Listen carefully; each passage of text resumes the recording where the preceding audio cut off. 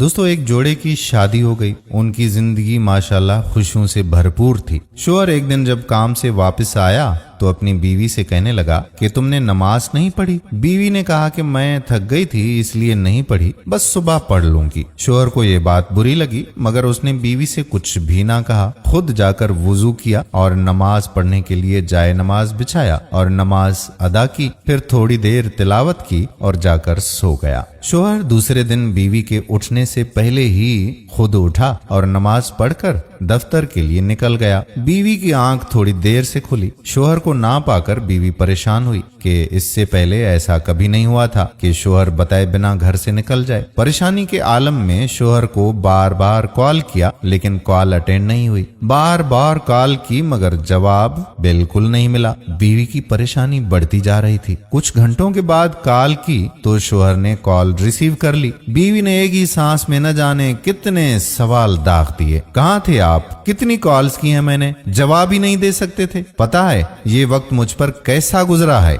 आपको जरा भी ख्याल नहीं। कम से कम इंसान बता तो सकता है ना। उधर से शोहर की आवाज उसके कानों में पड़ी कि बस थोड़ा थका हुआ था इसलिए लेट गया तो नींद आ गई। बीवी ने कहा कि 2 मिनट की कॉल करके या मैसेज करके बता देते तो भला कितनी थकावट आपकी और बढ़ जाती। आपको मुझसे बिल्कुल भी प्यार नहीं है ना, इसलिए आपने बताया ही नहीं और सुबह सुबह उठकर बिना बताए चले गए। शोहर ने तहम्मुल से जवाब दिया कि कल आपने भी तो उस पाक जात की कॉल को नजरअंदाज कर दिया था। क्या आपने हय अलल फलाह की आवाज नहीं सुनी थी? वो अल्लाह रब्बुल इज्जत की तरफ से कॉल थी जो आपने थकावट की वजह से नहीं सुनी। उस वक्त भी 5 मिनट की ही तो बात थी। नमाज पढ़ने से आपकी थकावट में और कितना इजाफा हो जाता। क्या आपको अपने उस परवरदिगार से इतनी मोहब्बत भी नहीं जिसने आपको सब कुछ दिया है, जिसने आपको इतनी सारी नेमतें अता की हैं? क्या परवरदिगार को ये बात पसंद आई होगी? बीवी पर तो बस सख्ता सा तारी हो गया। रोते हुए बोली, मुझे माफ कर दें, मुझसे गलती हो गई है। मैं अब समझ गई हूँ। मैं सच्चे दिल से इस्तग़फ़ार करती हूँ। मेरा परवरदिगार भी मुझे माफ फरमा दे।